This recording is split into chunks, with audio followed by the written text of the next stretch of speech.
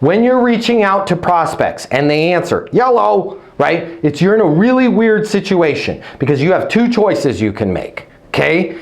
You can decide to try and sell them right when they answer the phone, which in most cases ends up in disaster for you because it's a real quick way to hear, hey, we're all good, we're all set, take me off your list, not interested. We don't want to hear that. So when somebody answers the phone and goes, hello, the formula I would maybe use would be who you are, how you're connected, wanted to reach out to them personally because you don't think you've helped their team yet, right? Hey, Santosh, Matt Easton over here at Easton Payment Solutions. You and I are connected on LinkedIn. Hey, I wanted to reach out to you personally because I don't think we've helped your office yet. Full pause. Okay, yeah. Hey, Matt, how's it going? Going great, going great. Hey, can I shoot you over a link to what we're doing at Easton University Payment Collections so you can take a look when you have some time? Yeah, that would be great because I'm getting ready to step into a meeting. Because they already have preloaded their excuses to get off the phone and they want to unload them on you. Here's where I want you to trim up what you said, Santosh.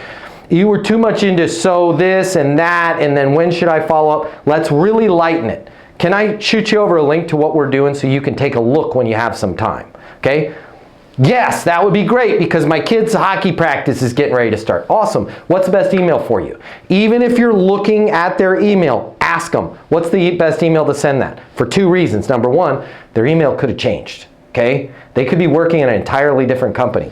You could be calling their mobile. And if you say, is it still Dave.Adams at Microsoft? Dude, I left Microsoft 3 years ago. How'd you get my number again? Be cool, right? I'm looking at Dave.Adams at Microsoft. Hey, what's the best email for you? It's D.Adams at OpenText.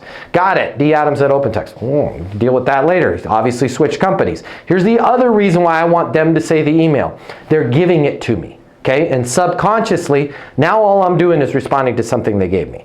But I'm not setting a next step for me, I'll call you in a week or two. Because that, again, gives them cortisol and anxiety that now, oh my gosh, it's a salesperson. And the likelihood of them saying something like, you know what, send over that email, I'll take a look, if I'm interested, I'll call you. We don't want to hear that. They've said that to you, haven't they? Yeah. They say it all the time. It's weird. I actually think about this stuff.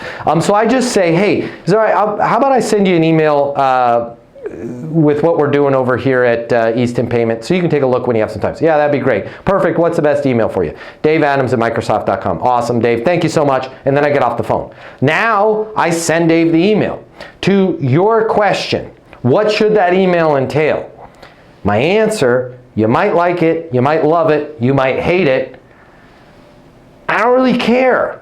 The email isn't the sales mechanism.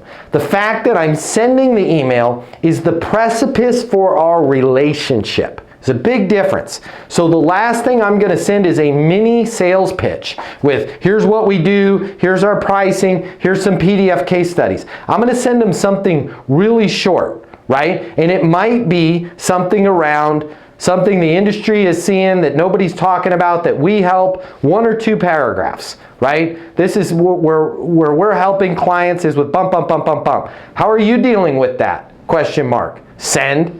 Right now it's a bi-directional conversation.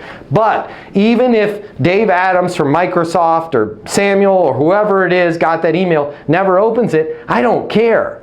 Because now we have a relationship started. And I can call Dave Adams or Santosh or Samuel 3 days from now and go, hey, I was thinking about you guys. I don't say, calling to see if you had a chance to read my email. That sounds like homework, right? That's what the teacher said when we were in grade school. Did you do your homework? No. We don't want to give them that anxiety. So if I sent the email to Samuel, I'm not saying, hey, Samuel, did you have a chance to look at my email? Now he feels like he's being grilled. He's being examined, right? Hey, Samuel, Matt Easton over here at Easton University spoke a couple days ago. I was thinking about you guys this morning, and I've got an idea that I wanted to get your opinion on. Now, why am I not, if he answers the second time, why is it now okay for me to say I was thinking about you and I have an idea I wanted to get your opinion on? Because we have a relationship. I can't cold call that message. I wish I could because it would save me a bunch of time, but it'd be really weird. Okay? Samuel, you give me a thumbs up or a thumbs down. This is weird, correct? You don't know me, you've never got a call from me, and if I go, hey Samuel, I was thinking about you this morning, Man, I've got an idea I wanted to get your opinion on. The tonality is perfect. The message is great. It's weird, correct? If you don't know me.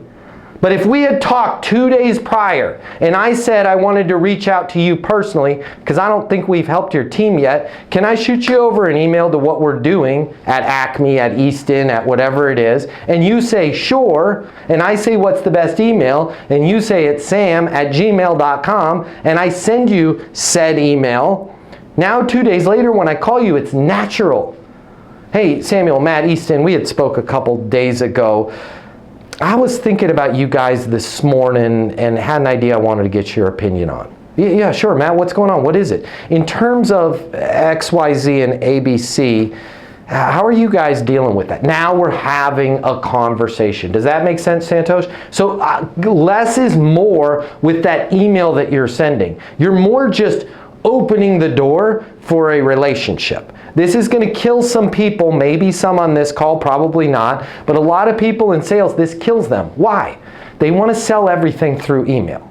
If you want to do that, also start applying to Chick-fil-A and Starbucks and Chipotle, because if you're able to do your job by just email and you don't think your company, your competitors, or the industry is going to figure that out and is going to get ChatGPT version 5 to replace you, you are sorely mistaken, okay? That is lazy thinking. You're not going to be able to sell stuff through email, not at least at the levels that you want to sell. So we want to have human connections. We want to just be able to maximize the conversations that we have, but we still need to have those conversations. Does that make sense?